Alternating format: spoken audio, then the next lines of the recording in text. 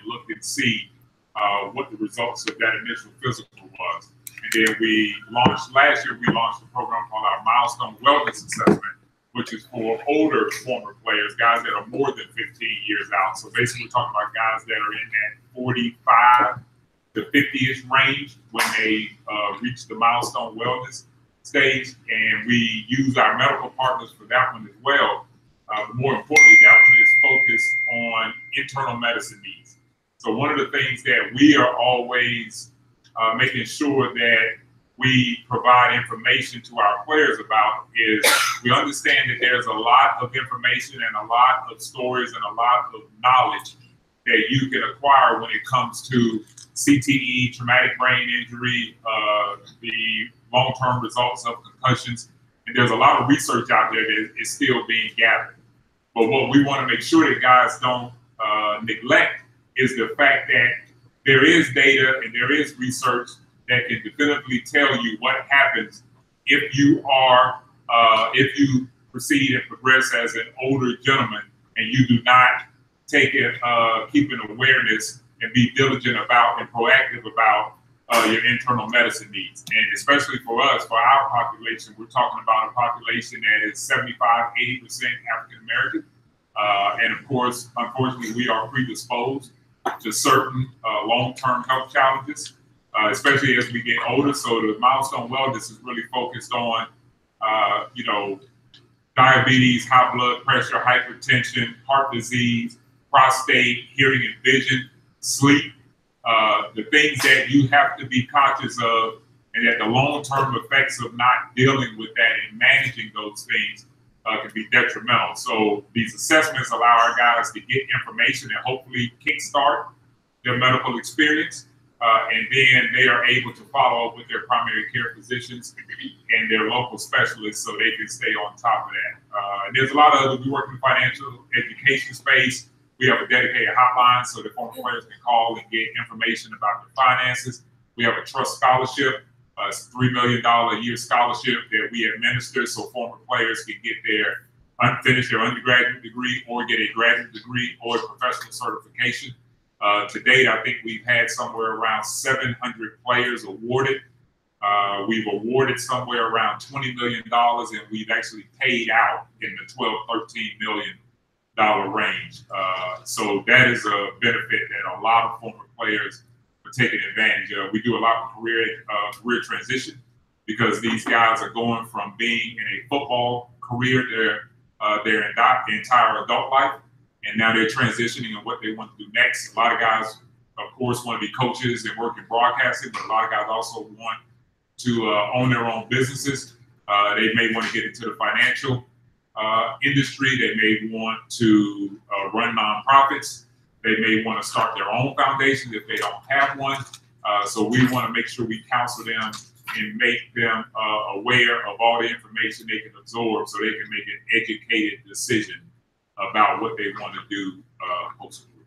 So you guys are doing a lot for these, yes, there's a lot more. Yes, I know. Lifestyle, wellness, yeah. Nutrition. So yeah, physical therapy, we're doing something there. Okay, so you mentioned career transition, and just so that you're aware of the audience, we have people here at different levels in their career. So we want to hear a little bit Feel like about. I'm I don't know about that, but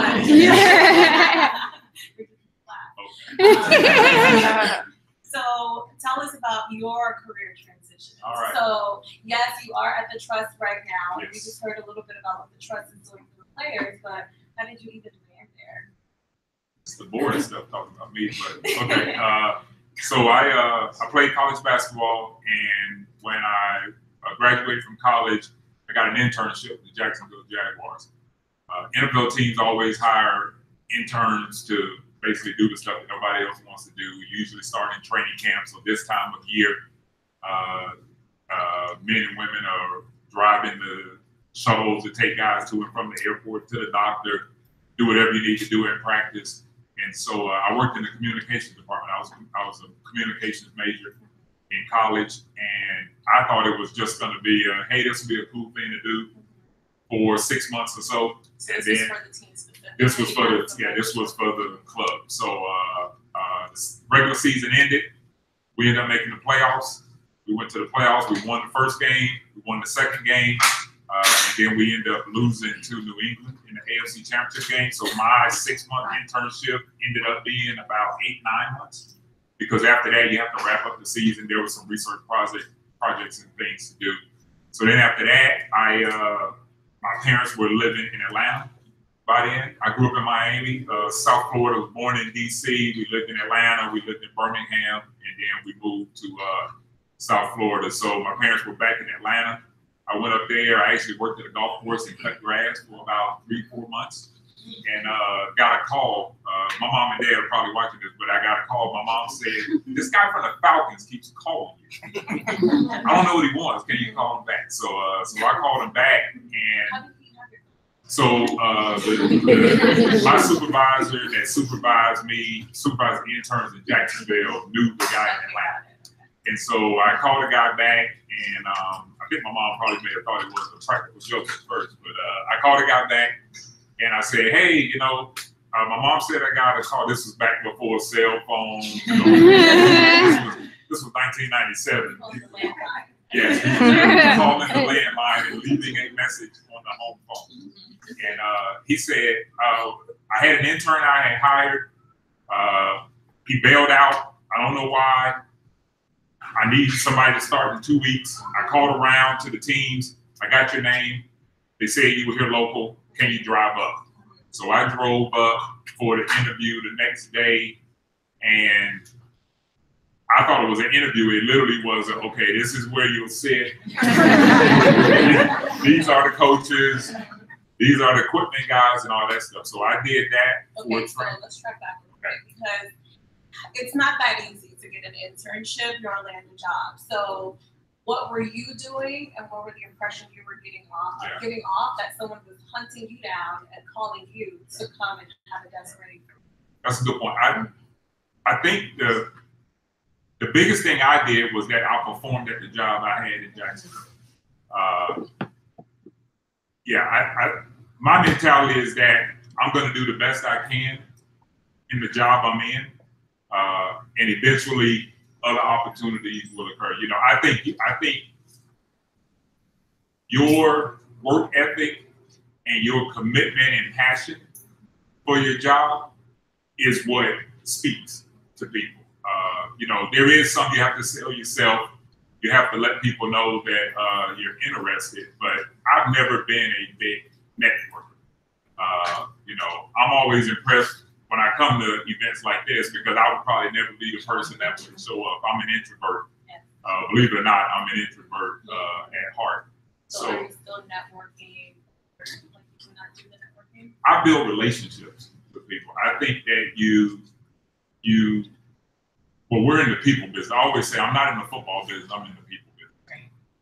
Because I truly believe that. When I worked for the Jaguars and the Falcons, I was in the football business. I mean, the ultimate driver and measure of whether we succeeded or failed was how many games we won and how many games we lost. So the scoreboard was our measure. But in what I do now, you know, it's not about Sundays anymore. So one of the things we say in our offices is that Sundays don't matter anymore. It is literally about the man, the father, the husband, the member of his community, business owner, whatever that may be that he's transitioning into.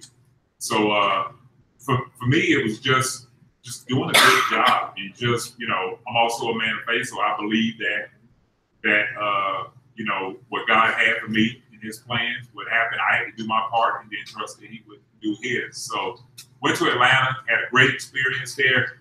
Best thing about Atlanta was that I got a chance to work in some different departments. Instead of just only being in communications, they had a smaller staff than the Jaguars had. So it allowed me to get to know the coaches, get to know the personnel side, get to know the communications people, the special events people. But the best thing I did there was Dan Reeves was the head coach. It was his first year with the Falcons. This was before the Dirty Bird year, for those that may remember the Dirty Bird year. And he, you know about the Dirty Bird?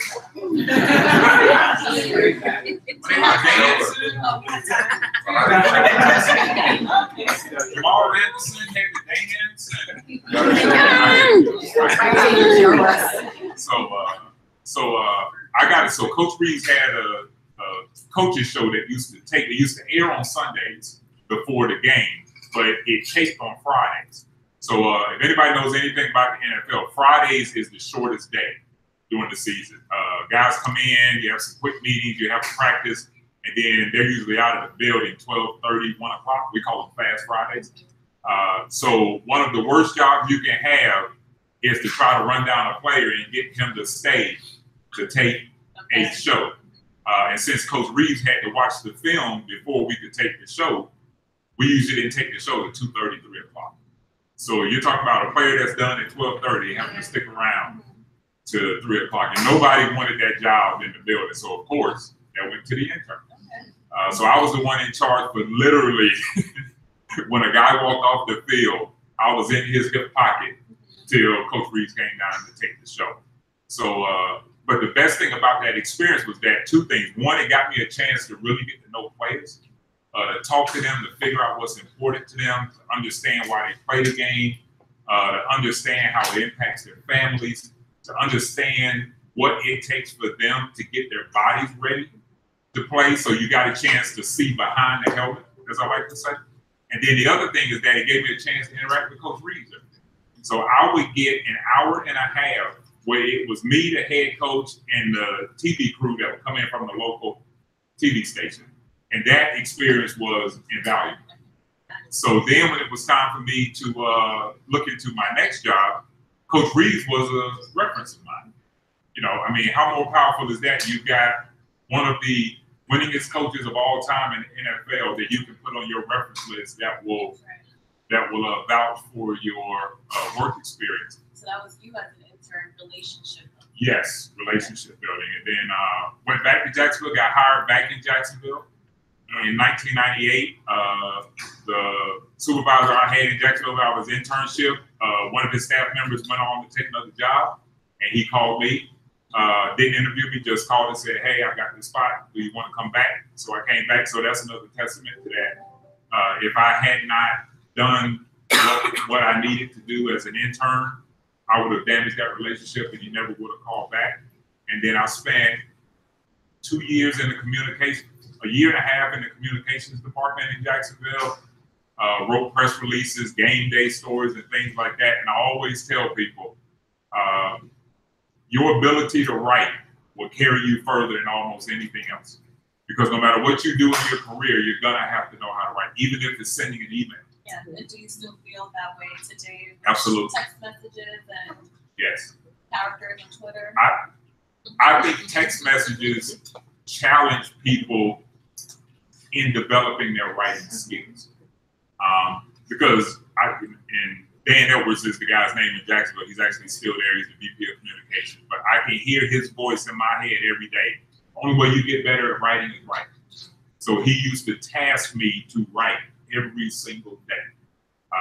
And my staff can tell you now, writing for me is not a chore. Because now I'm an editor instead of the writer. And they probably got some horror stories about getting things back with all the red ink going in it. I was going to ask that. So if you or if anyone works for you, then writing. Oh, yeah. I'm a beast with that red ink. Oh, yeah, I'm old school. But the thing is, I do want to say that, but writing, people have different styles that they like when you write. So the way someone will write for me can be totally different than the way they write for you. When I'm editing things that we do now, so to wrap this, so one of the things that we have emphasized at the Trust is that we're not going to wait for people to tell our player stories. We're going to help them tell their stories in their own words. And so we are constantly cranking out content on our players. And so I'm editing from the sense of what is the tone of the players. I can hear a guy's voice as he's telling his story. And so that's the lens I'm editing through. Someone else could be editing that lens for a totally different tone or reason. And just so everyone understands, because your role is a communication firm, the writing is important because the stories and perspectives of the player. Yes, so communications is one part of what I do. You know, I was actually saying earlier that, being the executive director, I'm the one that gets to sit in front of y'all. I'm the one that gets to do the media interviews, and I'm the front-facing part. But the staff in DC and the partners that we work with, they are doing the heavy lifting. They are on the phone with players every day. They are checking in to make sure that they're progressing. We call them game plans. That they're progressing. They're meeting the goals in their game plans. They're dealing with crisis situations if we have one. I have a managing director that is basically our chief of staff. She is the one making sure that communication between us and our partners are occurring and stuff. So they're the ones that, I wouldn't be sitting here today without the work that they did, that they do on a daily basis. And, we wouldn't have had the success we had if it wasn't for them. But the writing piece, I just really believe in it. I just believe that being able to communicate in written form is something that can set you apart from maybe others that are moving in the same space. Okay. Starting to create a list of things that are important to you. Okay. Relationship building. Yes. Passion to serve. Yes. Yes. Okay. That's what I tell my staff. If you don't have a passion to serve, that's our baseline. You can't work for the trust. Yeah, because this is not easy work. And you're not going to get all the pats on the back. Everybody always thinks working is paid well. I always say players on the field, the people you see on Saturdays and Sundays, whatever it is, their salaries are not commensurate with the salaries of the people that are behind the scenes stand on the side. Not that it's not. Yeah, not that it is not. Not that we're not blessed in the lifestyles we have, but I live down the street from the neighborhood players. And then, so I did that, and then I worked in youth football, community relations for the Jaguars. We were the first NFL club to have a youth football department. And then the last 12 years, I was the director of player development. So that's how I got to the trust. So player development in NFL, player engagement now, but it was called player development at the time, is anything that deals with the players off the field. So whether it is helping rookies transition in the league, putting on programming for active players that are on your roster, or helping guys to transition out. I did that for the last 12 years. I was in Jacksonville for 15 years total. The owner of the Jaguars sold the team to a new owner. New owner wanted to have his own people. So that means some of us had to leave. And how did you deal with that?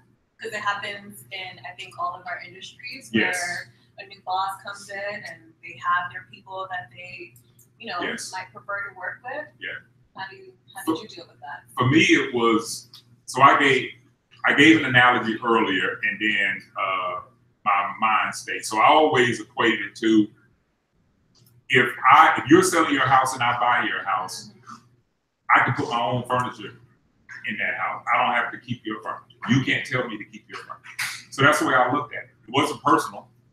The other thing I always knew is that when you worked in the NFL, at any time, you could not be working there anymore.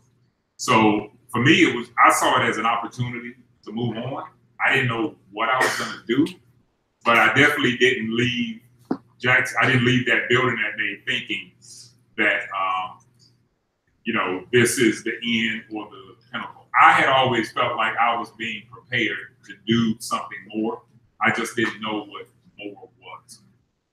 So how did we figure out what more was? Yeah, so going back to you talking about building relationships. So the first month, I don't think I did anything. After that, I did a little consulting work with the NCAA, kind of helped them on a couple of programs they were thinking through. I have one of my really good friends works at the NCAA. And then a lady that works at the NBA Players Association, Krista Chin, if anyone knows her, she called me and she said, "Hey, I heard the NFLPA is building this new organization to work with former players." And she sent me the job. Yeah, so I had known Krista. I randomly met Krista in like 2000.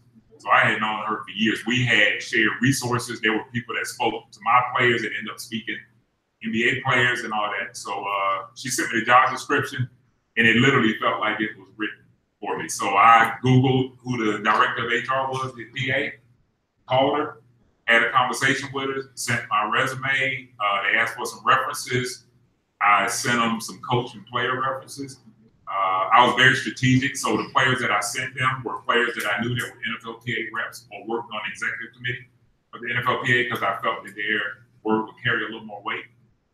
And then went through the process. I had 3 interviews in DC. It was about a 4-month process. And then they called me on actually Labor Day weekend and offered the job. And 2 weeks later, I moved up there. Awesome. Been doing everything. That's a good success story. Yes. Tell us about some moments of disappointment. Oh, sitting on that tractor for 3 months, cutting grass and all that. Yeah, but still, though, it's like I went into it thinking I'll figure out what I want to do when this ends. But by the time it ended, I knew that's what I wanted to do. So then to have to leave that environment and to not have any, understanding of what was next. Those are some long, if you're sitting on the track, first of all, I learned how to drive a tractor. I didn't know how to do that. Not a lot of tractors in South Florida. But, so you're sitting on that tractor, you're out there by yourself. This is back when Walkmans were in, so I had a Walkman and the CD skip when the tractor bounces. But you have a lot of time to think. And having time to think can be positive in some ways, but you can also start to get in your head too. And so, I went through those doubts of, is this only a year thing? What am I going to do next? Did I do enough to show that I'm passionate about doing this and committing? So I had that, and then of course I had doubts when I left Jacksonville, when it ended in Jacksonville, because that really was like I had to totally detach. Man, like I gave away all the Jaguars stuff. Right, that's a lot of stuff. Yeah, and it wasn't out of anger. Like, I'm rooting for the Jacksonville Jaguars to go to the Super Bowl this year so I can see them in Atlanta. I still have people that I'm close to that work there. All the players are gone that I dealt with. But so it wasn't from an anger. It was just okay, in order for me to move forward, I'm going to have to put that behind me because I didn't want to feel attached to that and it impair me moving forward. So those would probably be the 2 biggest moments. And then I also took a parallel move in Jacksonville in order to get up. So I moved over to community relations and the football operations side because eventually I knew I wanted to work in the player development space. So you made a lateral. So yes, some would say I took a step back. I saw it as lateral, but your bigger picture was different than what the title was. Yeah, because by then I knew exactly. I always say when I came in, I just wanted to work in the NFL. Then I just wanted to have a full-time job in it. But after about that 4-year mark, I was focused in. Like I was like, okay, that's what I want to do because I had seen the 2 guys that I had worked with in Atlanta and Jacksonville that did it. I saw how players interacted with them. I saw how they engaged and how they were always in a service-based mentality with them. And so I didn't even really know what the title was. I just knew I wanted to do it. Okay, so you've been in your current role now for how long? It'll be 5 years and 2 weeks. So for people looking to transition into sports, maybe people looking to have your job one day. Come on. Hiring? You can sit in that seat. Yes. I'm constantly hiring. Okay. I believe you always look for good people. Okay, well my follow-up question is how do you get there? That doesn't mean I'm necessarily hiring right now. As we grow. So we started with 6 people on staff. We now have 23. And that's in 5 years. So we're literally like a startup. We are building this one block at a time. And in all of the roles that you've had in sports, what's the one consistent trait that you feel like is necessary to have or was necessary for you to survive and be successful in one of those roles? Well, I mentioned one, passion to serve. When you're on this side, and if you're working in ticketing, you got to have a passion to sell. If you're coaching, you got to have a passion to develop players and to get their maximum effort out of them and those type of things. But in the role that I have occupied between the last 12 years in Jacksonville and the 5 years I've been here. It's definitely a passion to serve is the baseline. I believe you have to understand that it's bigger than you. Understand the impact that you can have in others. Because I always say, you may not have the idea to change the world, but you may support and impact the person that does have that. And you know, what we do is so rewarding that it's really hard to get bogged down in your own stuff when you're talking to guys and they just graduated from the scholarship and it allows them to get the job that they want. Or they go to we had a player, I think 3 weeks ago, that went to one of our medical assessments and they found a tumor on his brain. And he ended up having to have surgery. It was benign, but they said that it would have continued to grow and it would have caused them some long-term challenges. So those kind of things. We had one of the stories that probably is most impactful, and there's hundreds of them. But one of the stories that's most impactful was that we had a player that had dealt with some substance abuse issues since he had left the game. Pretty prominent player, and we have a service where we can send guys to inpatient treatment facilities. So we sent him there, and that was about 1.5 years ago, 2 years ago, and then he continued to do the work, stay sober, and he's been clean now for going on 2 years. But beyond him getting better, it allowed him to get back in his son's life. And he now coaches his 16-year-old son's football team. So not only was he able to improve his quality of life, but now he's also impacted his son, who has a better relationship with his father, who in turn will have a better relationship with his children. So that's generational impact. That's beyond just player A needs this service, let's send him to that. So that's really what we're trying to yeah. That to me, I can imagine how rewarding that would be. Yes. So this is really about you, but you just sharing that story because you are working with players after they leave the league. Yes. Sometimes after they're, what people are thinking about. What is maybe the top thing that you see players need years after they're playing?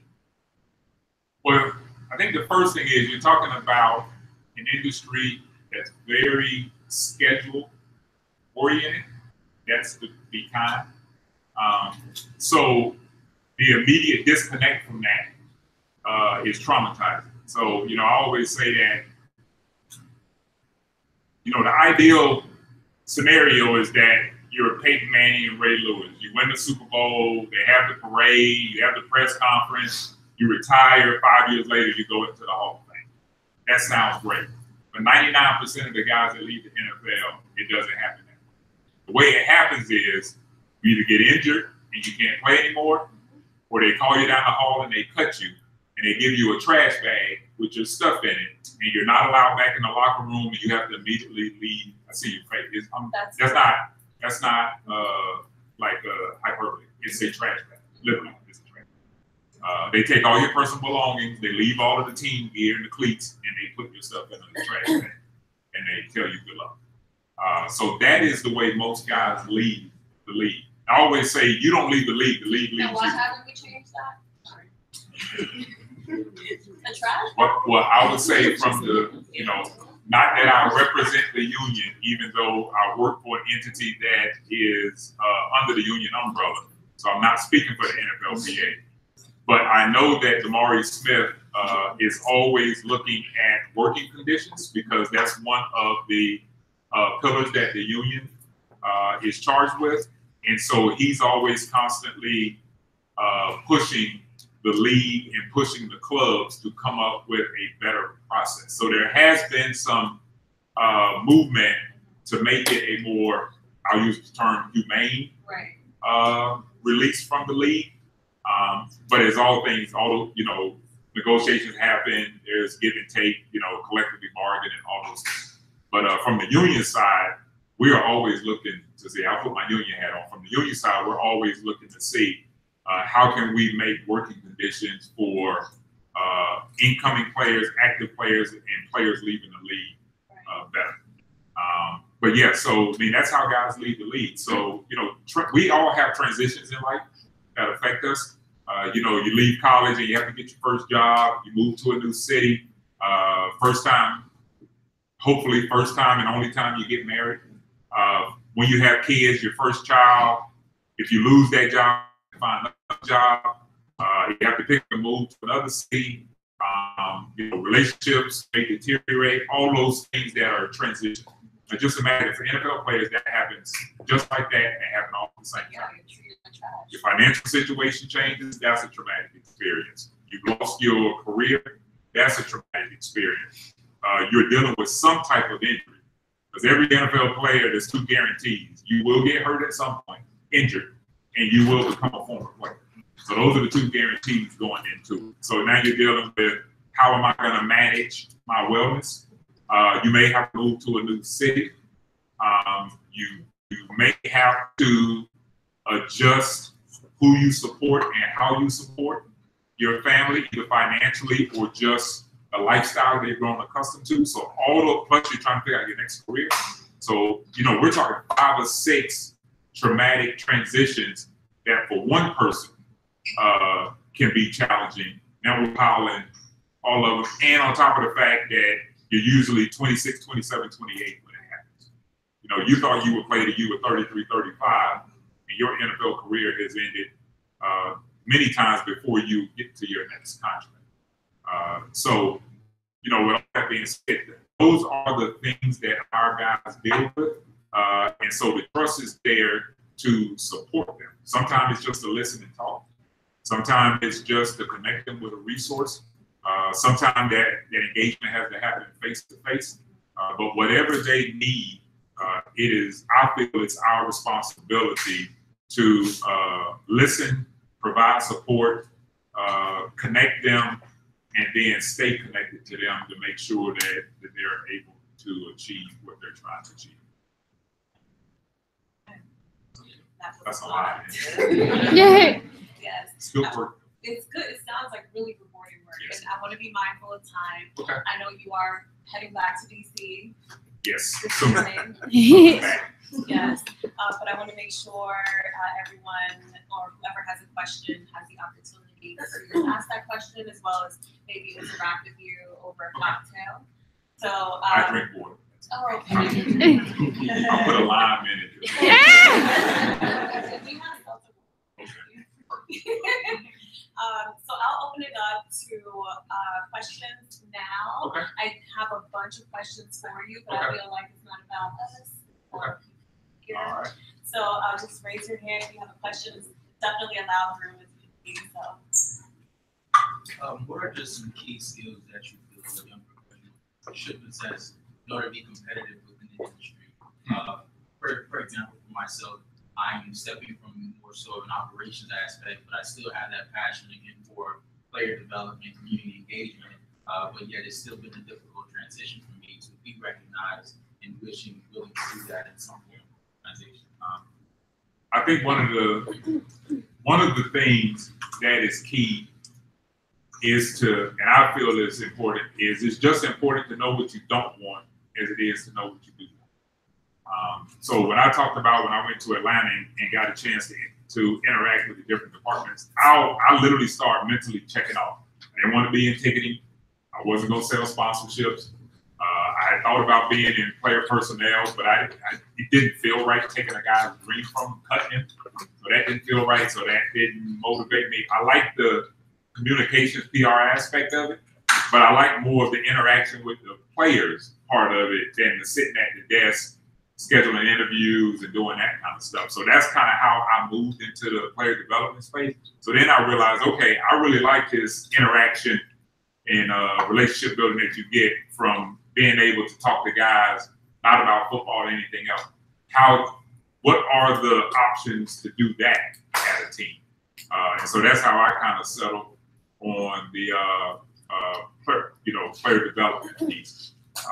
I think also another skill too is that, of course, all the things that people would say, be humble, work hard, don't be afraid to ask questions.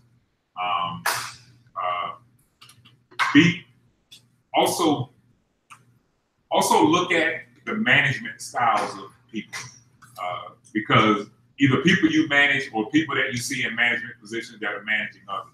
Because you can either learn the things that you like from a supervisor, and you can also learn things that you don't like. So once I got to being the director of player development, you know, I started having to report to the owner on certain occasions, the head coach on certain occasions, the general manager on certain occasions, the senior VP of football operations on certain occasions. So I got a chance, I really started being supervised by like 4 or 5 different people depending on the situation. And so I just kind of started to build this bank of, okay, I like how he handled that situation. I say he because at a football, in Jacksonville, those people were males. But now it can be he or now she. it can be he or she. The chair of my board is a female, Terry Smith. She's the deputy managing director for the NFLPA. She chairs my board. So absolutely, it can be a female. So yeah, so I started kind of making a bank of, okay, that's not really like how I would handle that situation, or I'm not real cool with that management style. So I literally started saying, okay, if I ever have an opportunity to run an organization, I won't do that, or I will do that. Or, you know, I understand why he did that, because sometimes you got to make that decision, but is it a better way to communicate? How do you motivate, you know, I like how he motivates people. So those are the things that I kind of start picking up. So that may not seem like the skill set that you need to build to move up from like an entry level, but it's helpful because one, you start to get more focused. So I always use the term sports. Instead of I want to work in sports, you start to say, okay, I want to work here in sports. I want to work in football. I want to work in basketball. I want to work on the collegiate level instead of professional level. And then as you start to build that bank of experiences and situations and how to have critical thinking, understanding how people process decisions and make decisions. So one of the things I learned is that I tell my staff, I like to make informed decisions. The thing that will frustrate me more than anything is either A, not having all the information, or making a rushed decision and then learning information at a later date. You know, so I try to gather and have people give me as much information as possible so I can make an informed decision. If I make an informed decision and it's not right, I can live with that. It's tough for me to live with a decision that an hour later I get an email with 3 other bullet points and I would have made a completely different decision. So those are the things that it may not seem like they're helping you progress, but as you keep doing the other things, networking, those type of things, it's almost like you're building your skill set for where you want to get to, and then you'll be able to activate those things when you get there. So, yes, you've been taking notes, so I'll take it. I'm also a professor, so that's why I take notes. Okay. I'm Dr. Julie Shaw, and I have coached for the past close to 15 years college basketball. Okay. And so I totally understand everything you're saying about the players, and then I also play professionally, so I know the transition piece. Yes. This is my passion, so I do want to connect with you after. All right. I'm just putting it out there. Okay. And I want to know, what is it, how do you track down on the athletes? How do the athletes get interested? Because if it's only 23 people, and I know there's different player development or player engagement people at each of the different teams, how does that look to recruit them into all of your programs, and then how do you manage them? So we have an engagement team and a service team. So the service team are mostly social workers. They have MSWs, and they have a case management background. So they're the ones that are on the phone day to day working with players. And then we have an engagement team that we host events, we outreach. We have 9 former players that serve as captains that can have those peer-to-peer conversations. But there are just some conversations that have to occur between 2 players, a former player that may have been out 3, 4, 5 years, and a guy that is just getting out. You know, I can give my experience from what I've seen, but that's totally different from what they've actually gone through. And so they really are the ones that are proactively out there getting guys. We also have a digital marketing team. You know, social media, of course, even though I'm not on social media except for LinkedIn, but we do a lot in social media. We do a lot with the website. I mentioned we're constantly posting content because I believe that some guys need to see the struggles and the successes of others that will give them an opportunity and motivate them to reach out. But fortunately, we've been very blessed. We have not, you know, one of my biggest fears when we launched the trust was, one, would the 800 number work? Two, would the website work? And then three, would anybody call? You know, because you turn the phone on at 9 o'clock on, you know, November 12th, 2013, and you don't know if anybody's gonna call. We quickly realized they do call. Yeah. And we'll keep calling if we don't answer. So that has not been a problem. We're averaging 1,000, 1,100 guys a year activating their benefits. So you figure we're coming up on 5 years. I think right now we're 5,300 guys. And now that's breaking down to roughly, I mean, on a slow month. So July and August are usually our slow months for enrollment because, you know, guys on vacation, deal with their family and stuff. So a slow month for us used to be 45 guys. Now a slow month is 80 guys a month. So you know, we're still being proactive because we don't, you know, one of the things that I want to make sure we guard against is that when you have so much success early, you can kind of take that mentality of, well, we got this, we know what we're doing. I don't believe the phrase, that's the way we've always done it, so that's how we did. I think that gets you in trouble. Plus, the transition looks different. The guy that transitioned in 2014, that's totally different than the way guys transition now. The average career is right around 3 years, maybe even a little under. So now you're not talking about guys that are 28, 29 when they transition. You're talking about guys that are 25, 26 transition. So we have to make sure that we stay ahead of that time. So we have You looking at you? Yes, I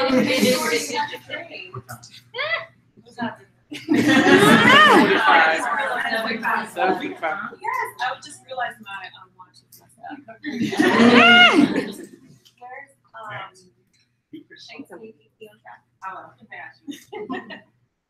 What a pick order. You pick. I picked this. Hello, thank you for doing this for us. My name is Opioma. I'm asking this question on behalf of my daughter. Okay.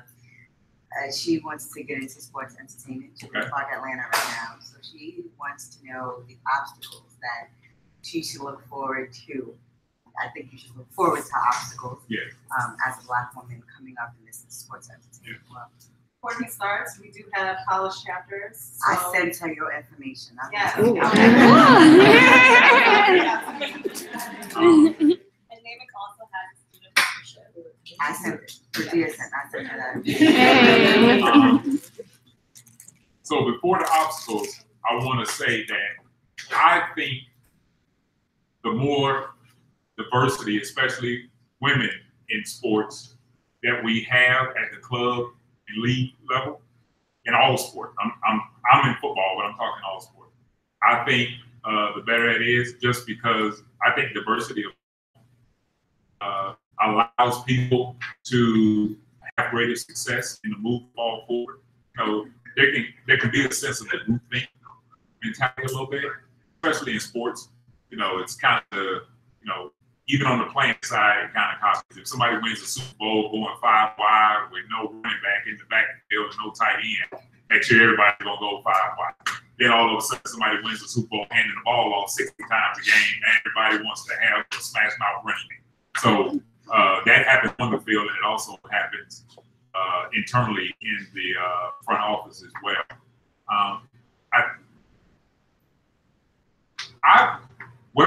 I'll talk from where I am now. NFLPA has an outstanding group of high-level female executives. So I mentioned earlier that the chair of my board is Terry Smith. She came on board with the PA when Mari Smith was hired. There's also a lady who's the senior director in player affairs. There's a lady who's a VP in Players Inc., the marketing arm. There's a lady who's the director of innovation and design, the marketing graphics design arm. The lady, the director of HR is a black female. So these are just black females. There are other females in the building that are not African American. But so I think the reason why the union is able to look through different lenses and maybe have different solutions to those questions that come up in challenges is because of that. For your daughter and for someone that's just coming up, finding a female that can serve, that is willing and can serve as a mentor, I think is always helpful. When I was in Jacksonville, we used to have female, we used to hire our training camp interns. We always had female interns. I'm a big proponent of internships. One, because they've helped me in my career. And two, it's like an interview every day, And then you also get to learn about the company. You could do an internship for 6 months and it's like, there's no way in the world I'm working here. So better to spend 6 months doing that and get a full-time job and have to move all the way across the country and rent an apartment and do all that. And then you're a year in thinking, I can't wait to get out of here. Finding opportunities on campus, working the basketball games. So she's president of the sports organization right now. Exactly. And plus there's so many professional teams in Atlanta, minor league and major league teams, that all those experiences that she's gathering should help her once she starts to figure out what she wants to do with her. We offer all those services for our college chapters, mentorships, internships. We have 2 of our interns here. So I'll her to join MIS next. My name is Jasmine Bowles, and I recently graduated from North Carolina A&T. Okay. So, yay! So my question is, I know you do a lot with the professional league and people in the league, but I know sometimes I just see it just from people, like my friends and stuff that are in college that have a hard time and trouble kind of adjusting to. They've been growing up doing Pop Warner, doing it in high school, been doing football and basketball sports since they were kids. And then there's this reality that, I don't make it, or whatever happens, I'm injured. And they also kind of experience that same traumatic effect as people do in the league. And then they go into like these different majors, or like, I just feel like sometimes the school system can kind of set up our athletes in a sense where like there's all this push, and then like if you don't make it, it's kind of like, you're just not good enough for yourself. So do you plan to kind of take the trust into developing and helping like college students too? No, because we're collectively bargain benefit within the NFL, so we can only concentrate on the former player population. I don't do anything with active players. I don't do anything with incoming rookies. But as I mentioned before, one of my best friends, Curtis Holloman, works at the NCAA. He's the senior director of student athlete development.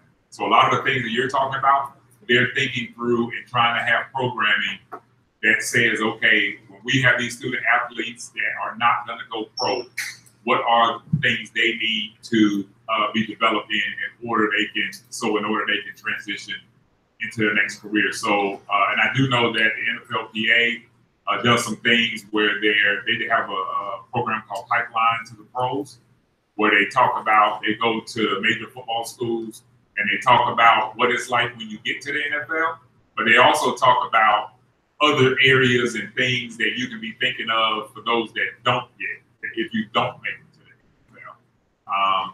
Because out of all the guys that are going to play college football this year, 1% of them will get drafted. Maybe not all of that 1% will play in the NFL. And then when you talk about how many of them will actually make it to the trust, that they're going to last long enough to play 2 or more seasons, that number shrinks. So the piece of the pie that I'm getting from the guys that you're talking about now is like this one little slice of it. And I'm just talking about the guys that are playing at a high level. I'm not talking about the guys that are playing at a school and they're never going to have that opportunity. So the NCAA is starting to do some things to help develop it. But there's still there's a long way to go. But like I said, Curtis he's focused on what they can do to improve for student athletes. And that's all student athletes. I'm only speaking about football, but they develop programs for all student athletes. Question over here. Yes. China, we'll get one more.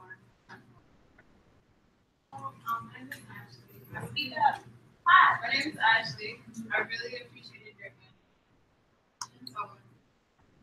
Okay. So I know exactly what I want to do. So, or at least for a company. So now my question is, now that I have a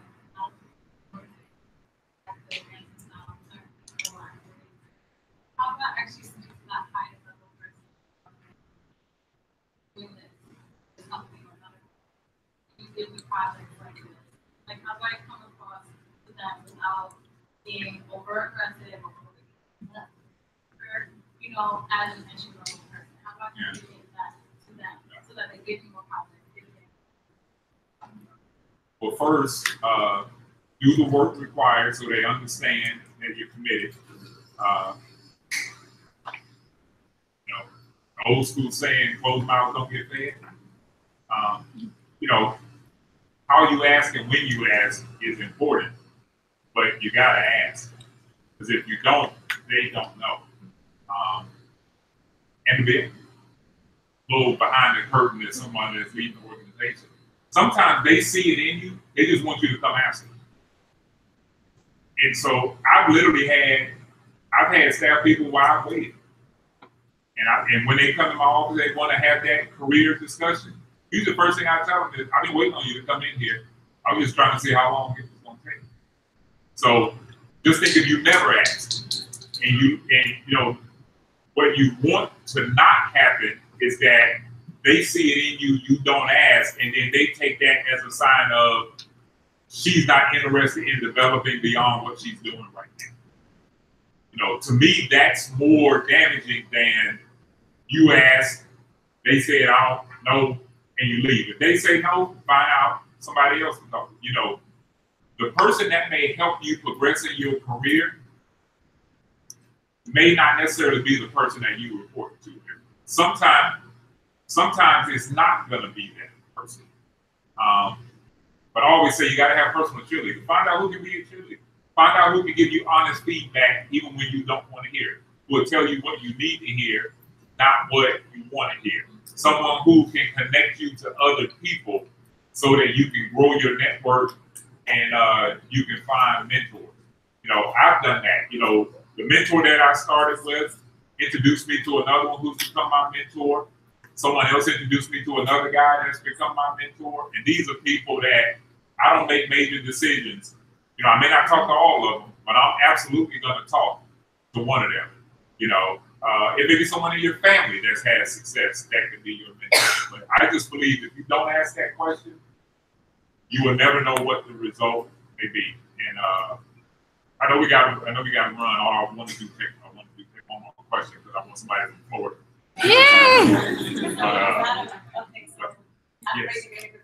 Yes, but no, you already. So, but with that being said, one of the things I learned from a football aspect, one of the coaches that I worked for, he always used. Matter of fact, he had this saying up in the locker room, in the offices. I mean, he said, "There's two types of pain in this life.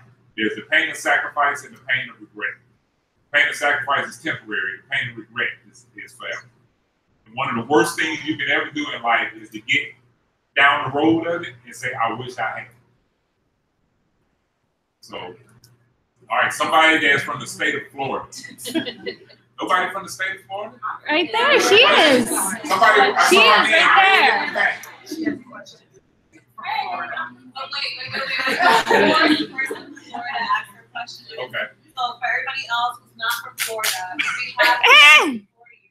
After this, I will be around.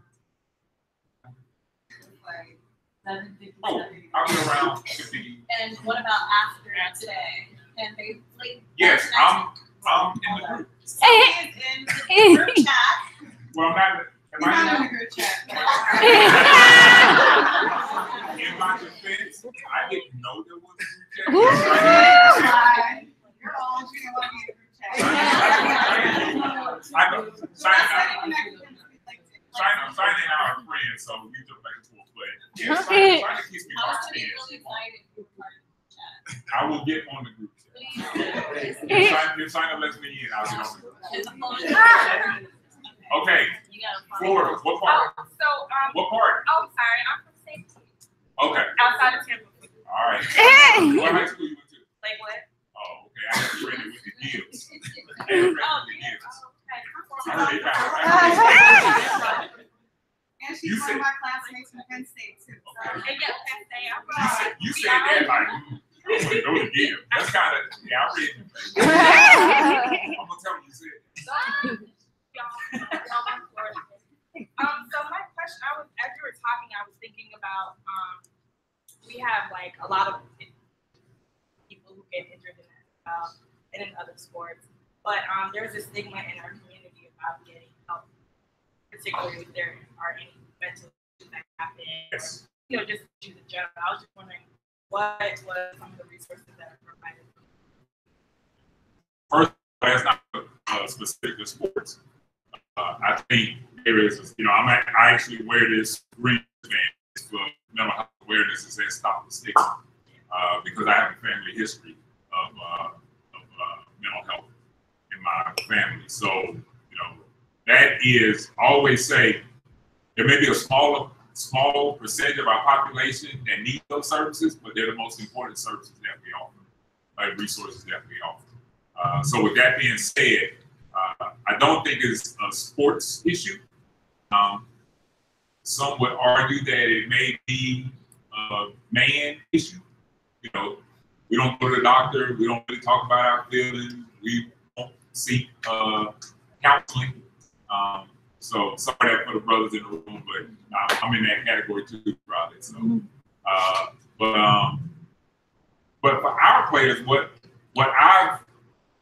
I've experienced either at the club level or since I've been with the trust is that there may be some hesitancy to initially talk about the subject, but once a former player feels like that he can trust you and you got his best interests at heart and you're going to keep that confidential, then they completely open up.